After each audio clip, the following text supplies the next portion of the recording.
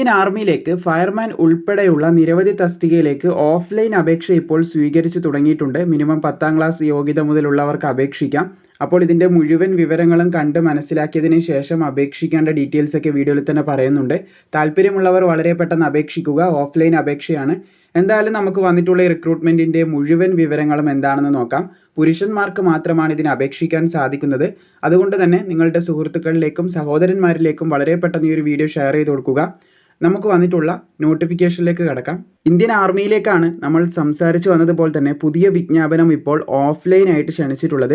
ഇതിനെല്ലാവർക്കും യോഗ്യതയുള്ള പുരുഷന്മാർക്ക് എല്ലാവർക്കും തന്നെ അപേക്ഷിക്കാൻ സാധിക്കും. Government of India Ministry of the ഡിഫൻസിന്റെ കീഴിൽ ASC സെന്റർ സൗത്തിലേക്കാണ് ഇപ്പോൾ വിജ്ഞാപനം ക്ഷണിച്ചിട്ടുള്ളത്. ASC സെന്റർ സൗത്തിലേക്കാണ് വിജ്ഞാപനം ക്ഷണിച്ചിട്ടുള്ളത്. താല്പര്യമുള്ള എല്ലാവർക്കും തന്നെ ഇതിന് അപേക്ഷിക്കാം. അപേക്ഷിക്കുമ്പോൾ പ്രത്യേകം ശ്രദ്ധിക്കേണ്ടത് ഇതിനൊരു അപേക്ഷാ ഫോം ഇല്ല. അതിന് പകരം നമ്മൾ ചെയ്യേണ്ടത് on plain paper duly typed, അതായത് നല്ല രീതിയിൽ കമ്പ്യൂട്ടറിലോ മറ്റെവിടെ ഏതെങ്കിലും രീതിയിൽ ടൈപ്പ് ചെയ്തിട്ട് ഒരു ഫോർമാറ്റ് ഉണ്ടാക്കുക. അല്ലെങ്കിൽ നീറ്റ്ലി ഹാൻഡ് റൈറ്റഡ് ആണ് പറഞ്ഞിട്ടുള്ളത്. ഹാൻഡ് റൈറ്റൻ ഇന്നൊരു പേപ്പറിൽ എഴുതിയിട്ടുണ്ടെങ്കിൽ, അതായത് നല്ല രീതിയിൽ ഒരു പേപ്പറിൽ ഒരു ഫോർമാറ്റ് എഴുതി ഉണ്ടാക്കുക. അതും നല്ല കൈപ്പടയിലായിരിക്കണം എന്ന് ശ്രദ്ധിച്ചിരിക്കുക. അല്ലെങ്കിൽ പിന്നെ ടൈപ്പ് ചെയ്താലും മതി, അല്ലെങ്കിൽ നല്ല രീതിയിൽ എഴുതിയാലും മതി. അപ്പോൾ ആ ഒരു രീതിയിൽ ഒരു ഫോർമാറ്റ് ഉണ്ടാക്കുക. അത് മുന്നോട്ടേക്ക് പറയാം. നല്ല രീതിയിൽ ഒരു ഫോർമാറ്റ് ഉണ്ടാക്കുക. എന്നിട്ട് ആ ഒരു ഫോർമാറ്റിൻ്റെ കൂടെ നിങ്ങൾ പോസ്റ്റൽ സ്റ്റാമ്പ്, അതുപോലെ തന്നെ റിക്വസ്റ്റഡ് ഡോക്യുമെൻറ്റ്സ്, ചോദിക്കുന്ന ഡോക്യുമെൻറ്റ്സ് ഒക്കെ ഡ്യൂലി സെൽഫ് അറ്റസ്റ്റഡ് ആയിട്ടാണ് നിങ്ങൾ അയക്കേണ്ടത്. അപ്പോൾ അത് പ്രത്യേകം ശ്രദ്ധിച്ചിരിക്കുക. ഇനി ഇതിന് അപേക്ഷിക്കേണ്ട അഡ്രസ്സ് ഇവിടെ കൊടുത്തിട്ടുണ്ട്. The proceeding officer civilian direct recruitment board CHQ ASC centre south അഗ്രം പോസ്റ്റ് ബംഗളൂരു 07 എന്ന് പറഞ്ഞിട്ടുള്ള ഈ ഒരു ഇവിടെ മുതൽ ഇവിടം വരെയുള്ള ഈ ഒരു അഡ്രസ്സിലേക്കാണ് 2 അഡ്രസ് ആയിട്ട് നിങ്ങൾ അപേക്ഷ സമർപ്പിക്കേണ്ടത്. വന്നിട്ടുള്ള തസ്തിക, അതിന് റിപ്പോർട്ട് ചെയ്തിട്ടുള്ള ഒഴിവുകൾ, പിന്നെ പേ സ്കെയിൽ നിങ്ങൾക്ക് ഇവിടെ കാണാൻ സാധിക്കും. പേ ലെവൽ എന്ന് പറഞ്ഞിട്ട് ഇവിടെ കാണാൻ സാധിക്കും. ആദ്യം തന്നെ കുക്ക് വന്നിട്ടുണ്ട്, പുരുഷന്മാർക്ക് മാത്രമാണ്. 19,900 രൂപ മുതൽ സാലറി ഉണ്ട്. DA ലഭിക്കും. അതുപോലെ തന്നെ മറ്റുള്ള ആനുകൂല്യങ്ങളും ലഭിക്കുന്നതായിരിക്കും. ലെവൽ 2 ആണ് പേ സ്കെയിൽ ലഭിക്കുന്നതെന്ന് ശ്രദ്ധിച്ചിരിക്കാം. 3 ഒഴിവുകൾ മൊത്തത്തിൽ റിപ്പോർട്ട് ചെയ്തിട്ടുണ്ട്. ഇനി അടുത്ത തസ്തികയിലേക്ക് കടക്കുകയാണെങ്കിൽ സിവിലിയൻ കാറ്ററിംഗ് ഇൻസ്ട്രക്ടർ ആണ്, പുരുഷന്മാർക്ക് മാത്രമാണ്. അതിൻ്റെ ഒഴിവും അതുപോലെ തന്നെ പേ സ്കെയിലും ഇവിടെ കാണാൻ സാധിക്കും. പിന്നെ MTS ചൗക്കിദാർ ഉണ്ട്, പുരുഷന്മാർക്കാണ്. ട്രേഡ്സ്മാൻ മേറ്റ് ഉണ്ട്, ലേബർ, പുരുഷന്മാർക്കാണ്. വെഹിക്കിൾ മെക്കാനിക് ഉണ്ട്, പുരുഷന്മാർക്കാണ്. സിവിലിയൻ മോട്ടോർ ഡ്രൈവർ ഉണ്ട്, പുരുഷന്മാർക്കാണ്. അതുപോലെ തന്നെ ക്ലീനർ ഉണ്ട്, അതും പുരുഷന്മാർക്കാണെന്ന് ശ്രദ്ധിച്ചിരിക്കുക. പിന്നെ അതുപോലെ തന്നെ ലീഡിംഗ് ഫയർമാൻ ഉണ്ട്, പുരുഷന്മാർക്കാണ്. ഫയർമാൻ ഉണ്ട്, പുരുഷന്മാർക്കാണ്. ഫയർ എഞ്ചിൻ ഡ്രൈവർ ഉണ്ട്, പുരുഷന്മാർക്കാണ്. ആകെ മൊത്തം 71ഓളം ഒഴിവുകൾ ഇവിടെ റിപ്പോർട്ട് ചെയ്തതായിട്ടുള്ള കാര്യങ്ങൾ നമുക്ക് കാണാൻ സാധിക്കുന്നതാണ്. ഗ്രാൻഡ് ടോട്ടൽ എന്ന് പറഞ്ഞിട്ട് ആകെ മൊത്തമുള്ള വേക്കൻസി ഡീറ്റെയിൽസ് ഇവിടെ കാണാൻ സാധിക്കുന്നതാണ്. ഇനി ഇതിന് അപേക്ഷിക്കേണ്ട ഡീറ്റെയിൽസും അതുപോലെ തന്നെ വേക്കൻസി എങ്ങനെയാണ് റിപ്പോർട്ട് ചെയ്തിട്ടുള്ളതെന്നൊക്കെ നിങ്ങൾക്ക് ഇവിടെ കാണാൻ സാധിക്കുന്നതാണ്. ഈ നോട്ടിഫിക്കേഷൻ താഴെ കൊടുത്തിട്ടുണ്ട്. ഓൾസോ ഇതിൻ്റെ ഒഫീഷ്യൽ വെബ്സൈറ്റിൻ്റെ ലിങ്കും താഴെ കൊടുത്തിട്ടുണ്ട്. പിന്നെ അപേക്ഷാ ഫോം നിങ്ങൾ തന്നെ എഴുതി ഉണ്ടാക്കണം. അപ്പോൾ നമ്മൾ തുടക്കത്തിൽ പറഞ്ഞതുപോലെ തന്നെ ഇതിൻ്റെ ഒഴിവുകൾ, നമ്മൾ തുടക്കത്തിൽ ഇതിൻ്റെ ഒഴിവും അതുപോലെ സാലറിയും കാര്യങ്ങളൊക്കെ പറഞ്ഞു വന്നിട്ടുണ്ടായിരുന്നു. അപ്പോൾ ആ ഒരു ഒഴിവുകൾ ഏതൊക്കെ സ്റ്റേഷനിലാണ് റിപ്പോർട്ട് ചെയ്തിട്ടുള്ളത് എന്നുള്ള കാര്യമാണ് ഈ ഒരു 3rd പേജിലായിട്ട് മെൻഷൻ ചെയ്തിട്ടുള്ളത്. ഇനി നമുക്ക് ഇതിൻ്റെ ക്വാളിഫിക്കേഷൻ, ബാക്കിയുള്ള പ്രധാനപ്പെട്ട വിവരങ്ങളിലേക്ക് കിടക്കാം. കുക്കിന് അപേക്ഷിക്കാൻ 10ാം ക്ലാസ് വേണം. അതുപോലെ തന്നെ ഇന്ത്യൻ കുക്കിങ്ങിലുള്ള അറിവ് വേണം. പിന്നെ 1 വർഷത്തെ എക്സ്പീരിയൻസ് ചോദിക്കുന്നുണ്ട്. അത് ഡിസേബിൾ ആണെന്ന് ശ്രദ്ധിച്ചിരിക്കുക. അതായത് ആ ഒരു ക്വാളിഫിക്കേഷൻ ഇല്ലെങ്കിലും 1 ഇയർ എക്സ്പീരിയൻസ് ഇല്ലെങ്കിലും നിങ്ങൾക്ക് അപേക്ഷിക്കാം. ഈ ഡിസേബിൾ ക്വാളിഫിക്കേഷൻ ഉണ്ടെങ്കിൽ മുൻഗണന ലഭിക്കും. അതില്ലാത്തവർക്കും അപേക്ഷിക്കാം. അവരും എലിജിബിൾ ആണ്. അവർക്കും ഈ ഒരു ജോലി ലഭിക്കാനുള്ള സാധ്യതയുണ്ടെന്ന് പ്രത്യേകം ശ്രദ്ധിച്ചിരിക്കുക. ഇനി അടുത്ത തസ്തിക സിവിലിയൻ കാറ്ററിംഗ് ഇൻസ്ട്രക്ടർ ആണ്. 10ാം ക്ലാസ് വേണം. അതുപോലെ തന്നെ ഡിപ്ലോമ ഒരു സർട്ടിഫിക്കറ്റ് ഇൻ കാറ്ററിംഗിൽ ഉണ്ടായിരിക്കണം. പിന്നെ 1 ഇയർ എക്സ്പീരിയൻസ്, അത് ഡിസേബിൾ ആണ്. അത് ആ ഒരു കാര്യം ഡിസേബിൾ ആണെന്ന് ശ്രദ്ധിച്ചിരിക്കുക. പിന്നെ MTS ചൗക്കിദാർ 10ാം ക്ലാസ് വേണം. അതുപോലെ തന്നെ പ്രൊഫഷൻസ് ഇൻ ട്രേഡ് ആണ്. ആ ഒരു ട്രേഡിനെ കുറിച്ചുള്ള അറിവുണ്ടായാൽ മതി. അപ്പം 10ാം ക്ലാസ് ആണ് വിദ്യാഭ്യാസ യോഗ്യത.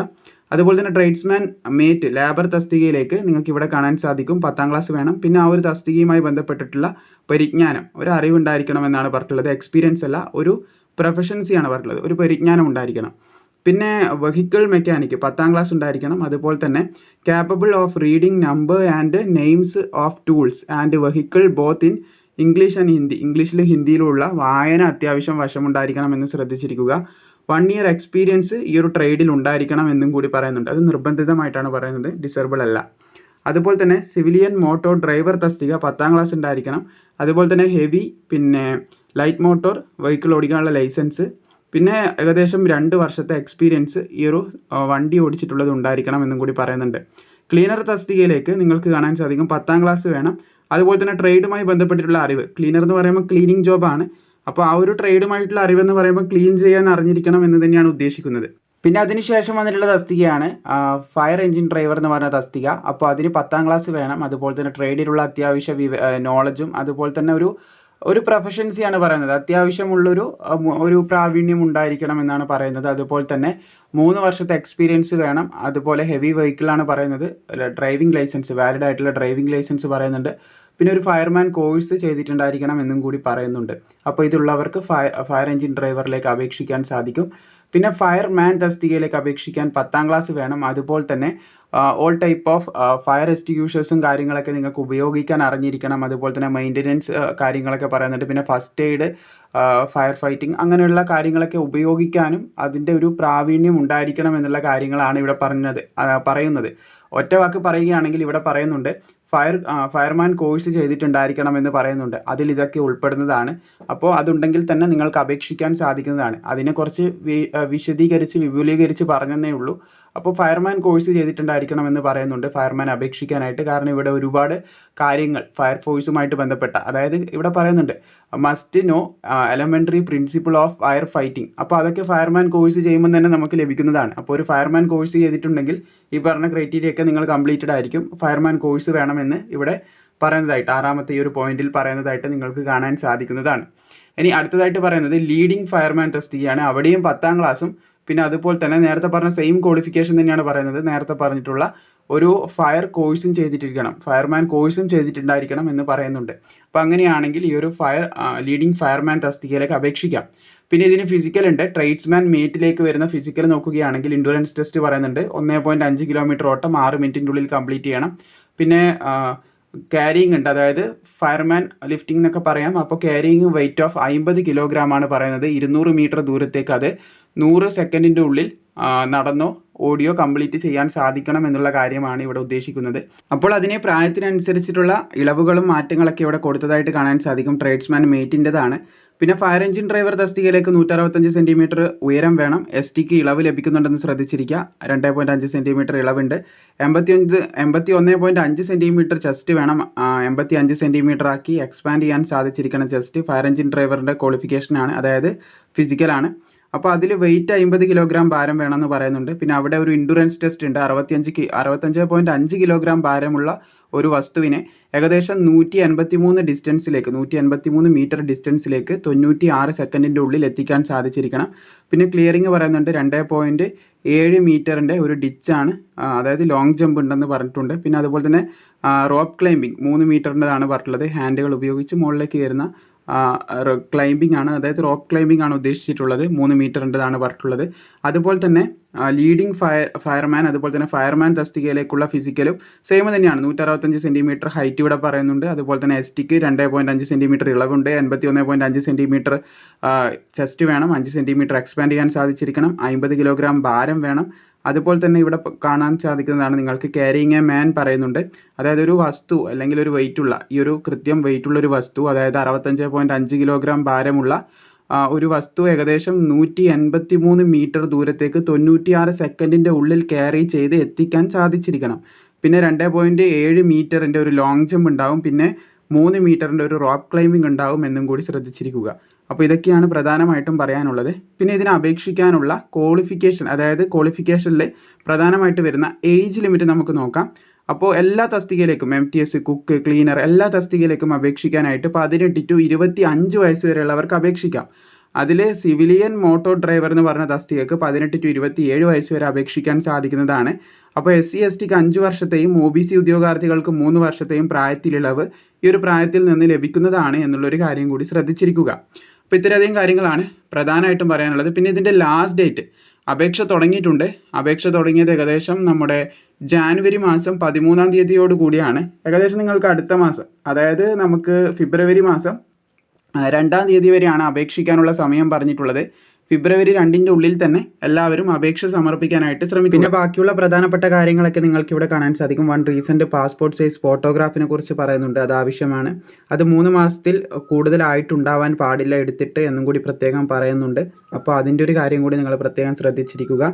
പിന്നെ അതുപോലെ തന്നെ 2 additional photograph duly self attested ആയിട്ട് ഇതെന്തായാലും 1 വെക്കണം. അതിന് പുറമെ അതായത് 3 എണ്ണം ടോട്ടൽ വേണമെന്ന് ശ്രദ്ധിച്ചിരിക്കുക. അപ്പോൾ അങ്ങനെ ഈ കാര്യങ്ങളൊക്കെ നിങ്ങൾക്ക് ഇവിടെ നോക്കി മനസ്സിലാക്കാം. അതും സെൽഫ് അറ്റസ്റ്റഡ് ആയിട്ടാണ് 2 എണ്ണം കൊടുക്കേണ്ടത്. ബാക്കി ഒന്ന് അവിടെ നിങ്ങളുടെ അപേക്ഷാ ഫോമിൽ ഒട്ടിച്ചിട്ട് കൊടുക്കുക. ആ ഒരു മെത്തേഡിലാണ് പറയുന്നത്. പിന്നെ ഇതിൻ്റെ എക്സാമിനേഷൻ സ്കീം നിങ്ങൾക്ക് ഇവിടെ കാണാൻ സാധിക്കും. ഹിന്ദിയിലും ഇംഗ്ലീഷിലും എക്സാം എഴുതാൻ സാധിക്കുന്നതാണ്. അതിൽ ഇംഗ്ലീഷ് എന്ന് പറഞ്ഞിട്ടുള്ള പേപ്പർ നമ്മൾ ഇംഗ്ലീഷിൽ തന്നെ എഴുതണം എന്നുള്ള കാര്യങ്ങളൊക്കെ ഇവിടെ മെൻഷൻ ചെയ്തിട്ടുണ്ട്. 0.25 മാർക്കാണ് നെഗറ്റീവ് മാർക്കിംഗ് ആയിട്ട് പറഞ്ഞിട്ടുള്ളത്. 2 മണിക്കൂറിൻ്റെ എക്സാം ആണ്. അപ്പം ബാക്കിയുള്ള കാര്യങ്ങൾ നിങ്ങൾക്ക് ഇവിടെ നോക്കി മനസ്സിലാക്കാം. വീഡിയോ ലെങ്ത് ആവും, അതും കൂടി കുറേ എക്സ്പ്ലെയിൻ ചെയ്യാൻ നിന്ന് കഴിഞ്ഞാൽ. അപ്പോൾ അത് നിങ്ങൾക്ക് ഇവിടെ നോക്കിയാൽ മനസ്സിലാവുന്നതേ ഉള്ളൂ. അപ്പോൾ അതിലേക്ക് കിടക്കുന്നില്ല. പിന്നെ അതിനെക്കുറിച്ച് സിലബസ് ഒന്ന് എലാബറേറ്റ് ചെയ്ത്, അതായത് ഒന്ന് വിശദീകരിച്ച് ഇവിടെ പറഞ്ഞതായിട്ട് നിങ്ങൾക്ക് കാണാൻ സാധിക്കുന്നതാണ്.